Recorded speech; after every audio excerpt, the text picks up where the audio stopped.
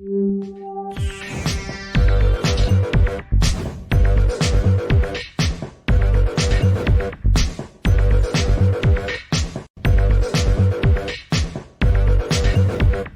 everybody, welcome to the show. You know where you are, the 9 at 9 with me, Tigo. And if you're sitting there, you know what's about to happen. Maybe. Because you're thinking, oh, another great expert is coming. You're right about that. But you know how much I love sports? You know how much I love production. Today we're blending those two worlds together with Peter Smith, and we're going to talk about sports production. How about that? So sit right there. We'll be right back.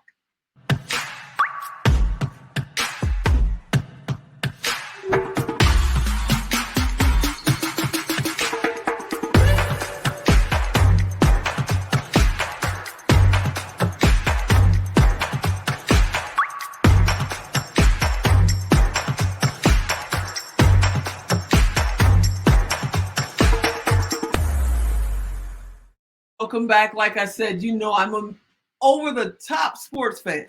But then you also know my brother Alan is a golf lover. So today is one of our favorite episodes because we've always wanted to know, how the heck do they capture these shots and everything that happens? You can't blink. They turn around and show you a replay and you go, wow, they got that. How many cameras are out there? How do you do it?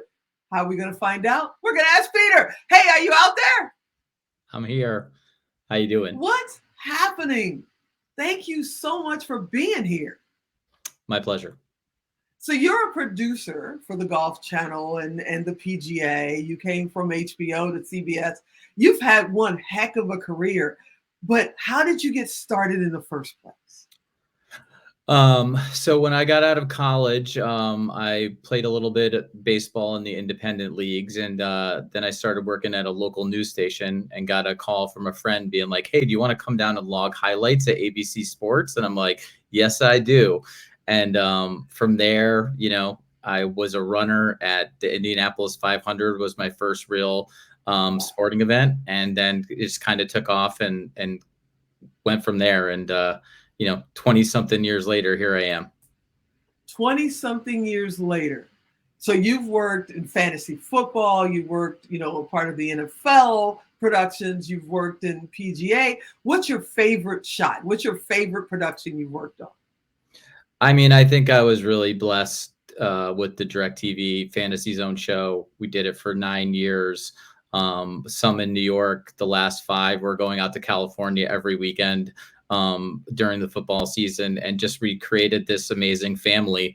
And it was sad to see it go, but I feel like 9 years in the TV business is a lifetime, and have friends that will remain my friends for the rest of my life. And I think I don't think you can ask for any more than that.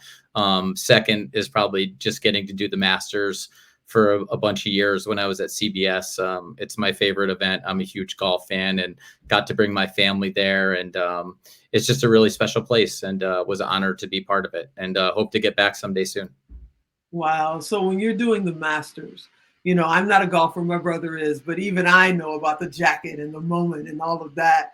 Were you there? How did that feel to see some of the greatest golfers in the world, win the Masters? I mean, it's something you can't really describe because you're in a production truck that's really far away from the course and you can hear the roars. Really is, whether it was Tiger or somebody else, you literally can hear the roars from inside the production truck. And I don't think I've ever worked on an event where you're that far away and you can hear it. It's an energy and it's like no other. And that's, I think, why they call it the tradition like no other. That's amazing. I used to live many, many, many moons ago. I lived really close to Wrigley Field in Chicago, and in my living room, I could hear the roar. We knew when a home run happened. We knew when something major happened because the windows would just shake. And we were a couple of blocks away from the actual arena. And I'm just in the baseball field. I can't imagine what that had to feel like to be right there and capture those moments. I mean, you're capturing moments for people all over the world, not just somewhere local in, Boston somewhere. That had to be amazing. It's really special. And I think just with the, international growth of sports in general, there are so many people watching now on so many different platforms, but, the message is still the same, is try to produce the best quality show to your viewers. And that's all you can do. Something's always going to go wrong and does go wrong. It's more of how you adjust in those situations, and handle them. And I think that's kind of something that was instilled in me early on, is that you're never going to have a perfect show. Treat people with respect, and you'll get respect in return. And I think that's kind of, I feel like I'm a really good people person, and run a really good crew. And I think that's what's gotten me a long way as well, is just by treating people with the respect that I hope that, I want. Absolutely. Now I gotta ask you. Now I've been in baby production compared to you, baby production for the last 20 years, but I've been a season ticket holder of various teams over my lifetime, and I still come home sometimes and watch the replays because you guys capture some amazing moments. How the heck do you do that? How many cameras are out there for a PGA tournament? How do you do that? I mean, it depends. It depends on the event. It depends on if you're doing like just a feature group, or you're doing the kind of the full coverage. But I mean, normally on any hole, you probably have 3 or 4 cameras. And then it's basically, there's a bunch of different replay systems out there that, can take in a bunch of feeds and play them back instantaneously. And it's basically making sure that, you're communicating with your tape guys, and they're selling you stuff, and you don't always see everything yourself. And I always kind of treat it as, when I'm producing golf, I treat it as what I would want to see as a replay. So, I don't try to do too many replays, but if I think it's a cool shot, or it's a different angle than the putt that you saw on TV, then I'm going to try to show that to you, because like that as a viewer is what I would want to see. So that's kind of what I've always done. And, again, I think people do it differently than I do. And that's great.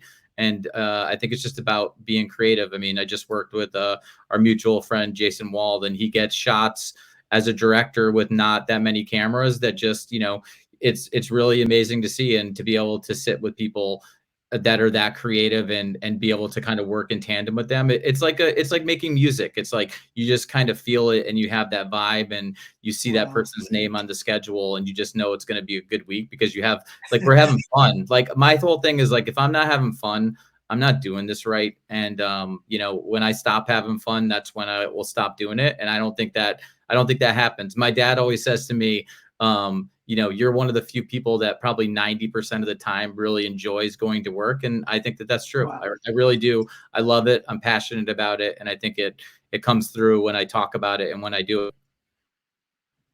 You're one of the few people on the planet that have been on both sides. You've been a player for baseball, and now you're a producer, capturing sports. How does that differ? How do you feel about each side, to be able to look at it as from a player's perspective, as you're capturing other players doing what they do?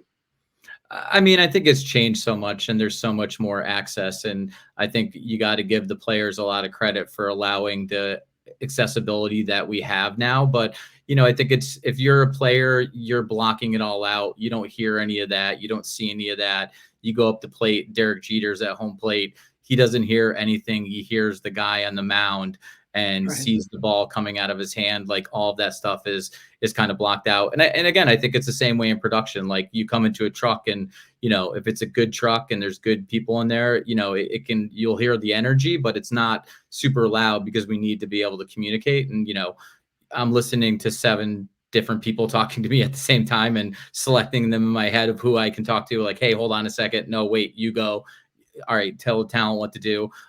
So it's awesome. I love it. That's amazing. In a couple of weeks, we're doing a little event. We're spending 3 days with young people. They're about 16, 17 years old, and they want to start learning production. So we're going to teach them how to use the production company in their pocket, their cell phone, and do a little PSA and that kind of thing. What advice would you give the young people coming up that want to be, Peter Smith down the road and work in the PGA or the NFL or the NBA? I mean, I think one of the things I always say is do anything, get on a show and work hard, and show up on time, and do it whatever's asked of you. I'll say probably one of the most gratifying things. My daughters are a little older now, but when my 15-year-old was in, I think in 5th grade, they had a little newscast at her school, and I got to kind of come up and executive produce it, and to see the kids. Some of them wanted to be in front of the camera. Some of them kind of were behind the camera, and just like seeing them do it and seeing where different opportunities and see where you could be a good fit was really cool and something that, I'll kind of never forget. But I think it's just, the world's different out there now. There's a lot of different ways to get out there and get your stuff out there, but it's just like, keep grinding, don't be afraid to call people. Don't be afraid to email people. And just, be honest and just like, hey, I'm just looking for a shot, and knock on the doors. And, I do it. I'm a freelancer, so I'm doing it constantly at 51 years old. So it doesn't get old. And, it's kind of a skill that I think you have to have to kind of take the ego out of things that, like, yeah, listen, I reach out to a lot of people and they don't ever get back to me. And, I don't love it, but it is what it is. It's the nature of the beast. But I will stay on top and do everything that I feel like I can humanly do possible to try to get in front of somebody for a job that I'm really interested in. You're amazing. I know we're running out of time, but I just got to ask, is there a production or an event that's on your bucket list that you're going, I got to be able to do that just one time? Is there any shoot or production that you really, really want to do that you haven't had an opportunity to do yet? I think I'm a big New York Yankees fan, and I really have never produced baseball before, and it's an opportunity that I would love to get, and having some conversations here and there, maybe that at some point down the road in my career that would happen. I think that would be a dream, especially growing up being a baseball player, playing in college, and a little bit after that. That would be the dream that I haven't done. I think I've done so much else. But baseball would probably be the one thing that's left on my bucket list. Well, I hope when that comes true, because it's coming, you give us a shout, because we're going to come out there and just support you doing that one thing that's on your bucket list that you got to get behind the lens. You're absolutely amazing. Thank you so much for taking out time to hang out with us, and come back anytime you want. Thank you. My pleasure. Thank you. Thanks so much for having me. I really appreciate it. You're absolutely welcome to come back anytime. All right, everybody, you know what to do. Just go to Tigo Direct if you want to be able to reach out and say, hey, I want to be a producer. I want to be a director. Send him a message. Maybe he'll reach back and say, get started. Don't stop. Don't be afraid of it. Because that's the key to anything you want to do. You got to get started and stop talking about it. I hope you enjoyed this episode. I want you to come back next time. And as always, I'm Tigo. I'll talk to you next time.